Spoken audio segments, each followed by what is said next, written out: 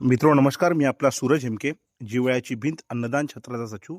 मित्रांनो, हा अन्नदान सेवेचा 3121वा दिवस.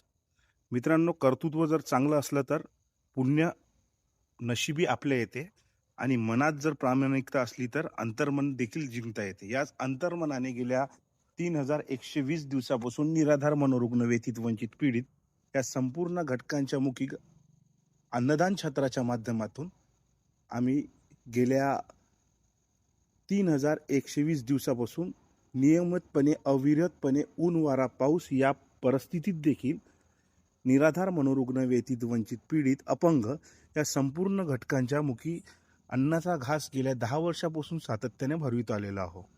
आज हा अन्नदान सेवेचा 3120वा दिवस. नियमितप्रमाणे निराधार मनोरुग्ण, व्यथित, वंचित, पीडित या संपूर्ण घटकांच्या हितासाठी आमचं हे कार्य गेल्या 10 वर्षापासून सातत्याने अविरतपणे सुरू आहे.